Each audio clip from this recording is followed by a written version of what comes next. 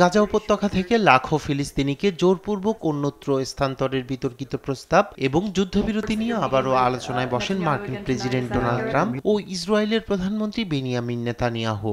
1 ঘন্টারও বেশি অনির্ধারিত এই বৈঠক কোনো বিবৃতি বা সিদ্ধান্ত ছাড়াই শেষ হয়। বৈঠকে ছিল না কোনো গণমাধ্যমের প্রবেশাধিকার, তবে আলোচনার শুরুর আগে বৈঠকের কথা জানান ট্রাম্প। নেতানিয়াহুর সঙ্গে আবারও বৈঠকে বসতে যাচ্ছি। আমরা গাজা নিয়ে কথা বলবো। গাজা একটি দুঃখজনক ঘটনা। নেতানিয়াহু এটির সমাধান করতে চায় এবং আমিও এটির সমাধান করতে চাই। আশা করি এ নিয়ে ভালো আলোচনা হবে।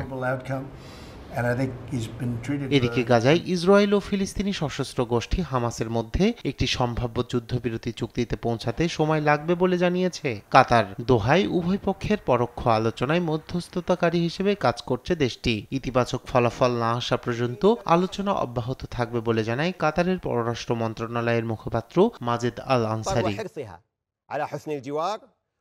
যুদ্ধবিরতি নিয়ে আলোচনার মধ্যেই গাজায় আগ্রাসন চালাচ্ছে বর্বর আইডিএফ। তাদের ছোড়া বুলেট বোমায় 24 ঘন্টায় প্রাণ হারিয়েছেন আরও অনেক ফিলিস্তিনি। অবরোধের কারণে ত্রাণ না পৌঁছায় খাদ্যাভাবে মারা যাচ্ছেন শিশুসহ অনেক মানুষ। তবে এ নিয়ে কড়া মূল্য দিতে হচ্ছে ইসরায়েলকেও। মঙ্গলবার হামাস যোদ্ধাদের বীরত্বের কাছে পরাজিত হয়ে প্রাণ হারায় 5 ইসরায়েলি সেনা, আহত আরও অনেকে। সম্প্রতি এটি আগ্রাসনকারীদের ওপর হামাসের সবচেয়ে বড় হামলা।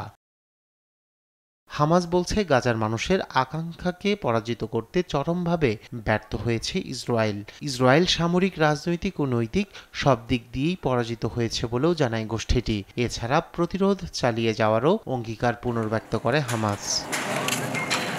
রায়হান কবির শুভ্র, নিউজ ডেস্ক, দেশ টিভি।